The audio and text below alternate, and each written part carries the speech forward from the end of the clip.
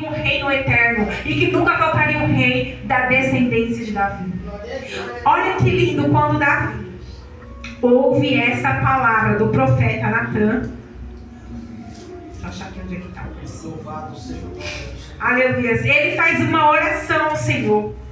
E nessa oração que ele faz ao Senhor, ele diz assim, aqui, oração de agradecimento.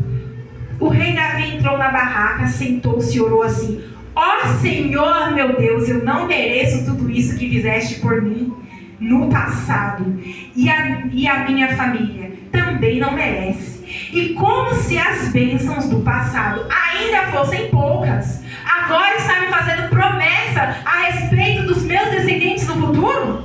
E deixaste um homem, que é o profeta Natan, ver isso, ó Senhor meu Deus. E para a leitura aqui.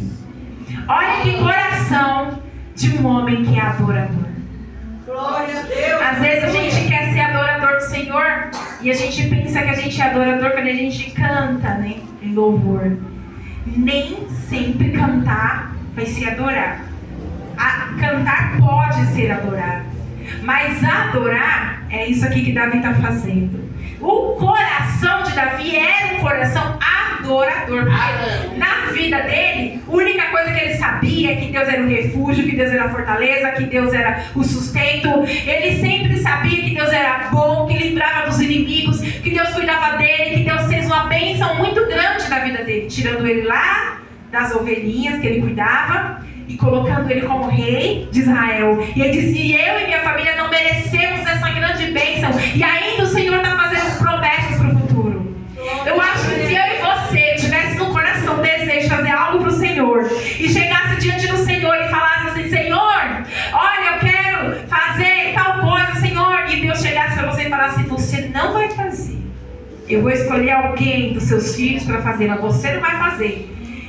Mas eu vou abençoar a sua descendência, eu vou abençoar seus filhos, eu vou abençoar a sua família. Será que eu e você agiria como Davi, que orou ao Senhor dizendo: eu não mereço tudo o que fizeste por mim? Ou será que nós íamos falar: ai Deus, mas por que eu não posso fazer? Ah Deus, mas eu queria, mas por que eu não? Fulano fez, ciclano faz, por que eu não? Como será que é o nosso coração? Ser adorador ou não? Porque o coração adorador, ele busca a vontade do Pai e é fiel em obedecer à vontade do Pai, mesmo que essa vontade do Pai não faça sentido. Mesmo que a vontade do Pai possa ser algo que você olha assim e fala assim: mas Davi poderia olhar, mas por que eu não posso construir? Eu tenho condições, eu sou o rei, eu sou rico, eu tenho recursos, eu posso fazer isso. Por que eu não posso? Porque eu não posso fazer, Deus. Porque o Senhor está dizendo para mim que vai ser meus filhos. Porque vai ser um dos meus filhos. Mas não. Ele pensou assim: eu quero agradar a Deus. Sabe por que nós questionamos? Sabe por que alguém, se ouvisse o não de Deus, iria questionar? Porque na verdade a pessoa não está buscando a vontade do Pai. Está buscando a própria vontade. Para fazer algo que quer fazer para agradar a Deus. Mas na verdade, lá no fundo não é para agradar a Deus. É para se sentir útil. É para se sentir amado. É para se sentir aprovado. É para não ficar sem ter o que fazer. Eu tenho que fazer alguma coisa. E ouve as pregações: ah, você tem que fazer a obra, você tem que fazer isso. Aí eu tenho que fazer alguma coisa. E sai desejando fazer coisas. Porque às vezes Deus não chamou para fazer.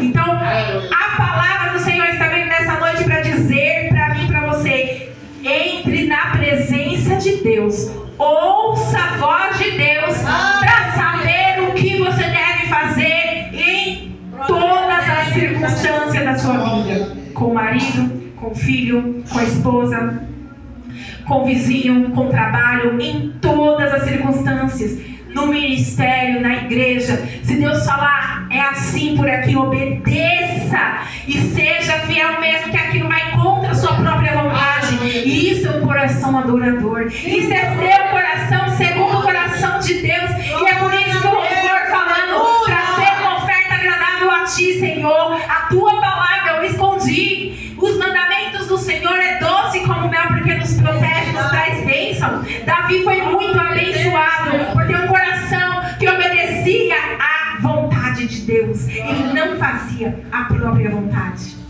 E de forma alguma, a própria vontade de Davi era sentar no trono e ser o rei. Ele não desejava isso. Ele desejava somente servir a Deus e agradar a Deus. Ele desejava fazer o bem. Ele desejava fazer o que era reto, o que era bom. E ele apenas agradava o Pai.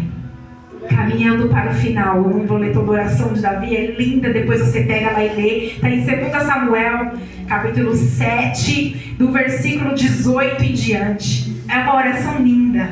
Você vai lá e lê essa oração. Mas vamos caminhando para o final. Deus, ele fez uma promessa sobre os filhos de Davi. E eu quero só trazer aqui para você, para a gente concluir. Lá na frente, no capítulo 11 de 1 Reis, e o versículo de número 10 do capítulo 11 diz assim, ó: o Senhor, o Deus de Israel, havia aparecido a Salomão 2 vezes e lhe havia ordenado que não adorasse deuses estrangeiros. Mesmo assim, Salomão não obedeceu ao Senhor, mas se afastou dele, e por isso o Senhor ficou muito irado com Salomão e disse: você quebrou a aliança comigo, desobedeceu os meus mandamentos, por isso eu vou tirar o reino de você e vou dar a um dos seus oficiais. No entanto, por amor a Davi, o seu pai, eu não farei isso quando você estiver vivo, mas durante o reinado do seu filho, eu tomarei dele o reino inteiro. Eu não tomarei dele o reino inteiro, mas deixarei que ele fique com uma tribo, por causa do meu servo Davi, por causa de Jerusalém, que escolhi para ser a minha cidade. Glória a Deus. Aleluia. Aqui é a bondade do nosso Deus, a fidelidade do nosso Deus. Davi era o homem que recebeu a promessa. Salomão, o que Salomão fez?